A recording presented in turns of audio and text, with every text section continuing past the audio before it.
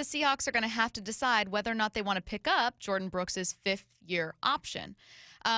This was brought up, Curtis, you brought this up in the Sports Pit earlier today, mentioning they'd already done it for Noah Fant, who is cheaper as a tight end. But that you said, is this something they should do? Because, like, what has Jordyn Brooks meant for you? And I was thinking, Jordyn Brooks is one of your best defensive players. Like, whatever your thoughts of Jordyn Brooks are, he is one of your best defensive players on this team. Yeah, he is. Yeah. Go ahead, Curtis. At $12 million, though, for a linebacker. I know, but if you don't have Jordyn Brooks, you have no linebackers. If you don't have Jordyn Brooks, as of now, things are going to change. They're going to pick up some dudes. I hope they pick up some dudes. Yeah.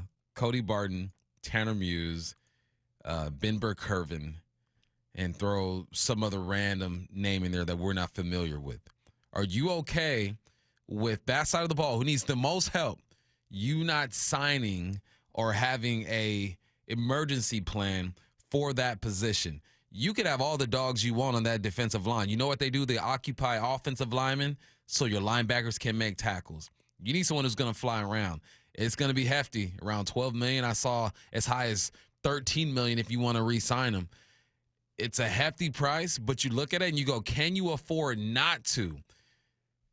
And I think that the Hawks are in a position where they have to sit down and think long and hard about this one right here. Well, and part of the reason why they got to think about it, the 253 makes a great point. They say, will he make it back 100%? Because I don't think he's going to start the season ready to go, considering he got hurt at the very end of the regular season.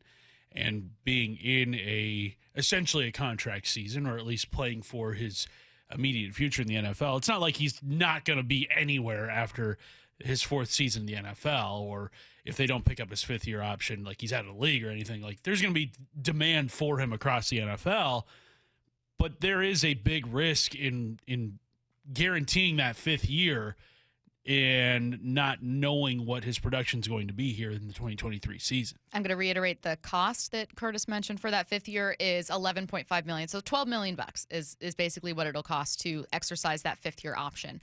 If you do not exercise the fifth year option, then Jordyn Brooks becomes an unrestricted free agent at the end of this season. And kind of an extension of Curtis's point, if he doesn't play much this season, how competitive are his offers going to be from other teams? Maybe Seattle rolls the dice there. Consider this, though. These numbers Mark Ross points this out in his own article about it, but these are just league stats on tackles from the NFL. He had 183 tackles in 2021, which was second in the league, 161 in 2022, which was fourth. So he's been top 5 in tackling for 2 consecutive seasons. How much better does Jordyn Brooks make your defense? That's the question I'm asking. I think he makes him a lot better. I think the way that he plays let me be careful the way I say this.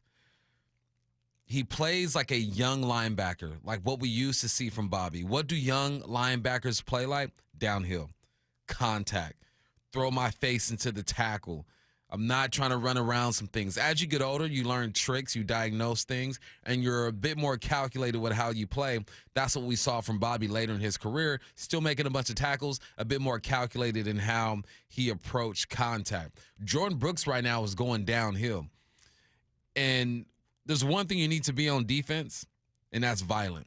And one of the most violent positions in all of football is that linebacker spot. That's why these dudes lead the lead in tackles every single year, because that is their job. There's a reason why they got these big old shoulder pads. Some got cowboy collars, face masks with all these different bars on it. You know a linebacker when you see one. They are paid to be violent and make tackles. Defensive linemen are paid to get after the quarterback and occupy the offensive lineman.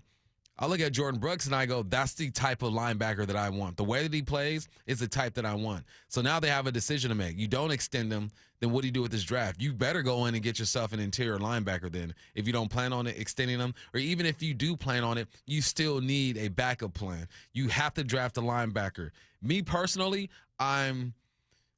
business-wise, I'm using this situation as leverage. Hey, Jordan, the knee. We don't know what's going to happen with the knee. We want you here, but we also have to make sure that we can surround you with other pieces. You're relying on relationships right now. But eventually, I think Jordyn Brooks, he's going to go out and get his. If there's a team that's going to offer him more money, he's going to take that and he's going to go.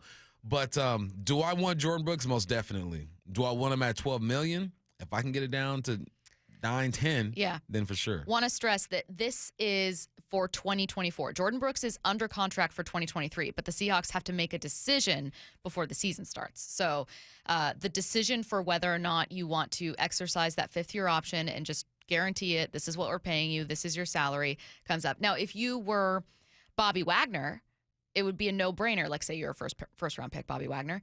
It would be a no-brainer. Bobby wasn't, obviously, a second-rounder. Because you'd think, well, in free agency, he's going to fetch in today's NFL, what, 18 million plus, right? 12 million. I'm saving $5 million by keeping this guy around and giving myself some more time to negotiate a different deal and move some stuff around with the salary cap. How much money can Jordyn command is kind of the question that you're asking. Will he get less in free agency per year than the fifth-year option I'm going to exercise? How much do I want to commit to Jordyn Brooks long-term? I got to be honest. Like, I wish that we could see Jordyn Brooks in a defense where he has the option to not be the very best player. Mm-hmm. Like, I would love to see Jordyn Brooks with San Francisco, where all of their linebackers are phenomenal. You would love to see him there? I would love to see him there. I would love to see Jordyn Brooks. That's scary. I would love to see Jordyn Brooks. God, what's another defense where it's like not as dominant as San Francisco or Philadelphia, but like a solid defensive line? Yeah, like just behind like some solid defensive linemen where he gets to slow down and process a little bit, or he just has to do less. Like, I want to see what that looks like, because Jordyn Brooks also kind of has this, like, it's an unfair comparison to say like Mike Cameron-esque kind of thing going on, where like I actually think he's good, a good player. He's just following up one of the best players.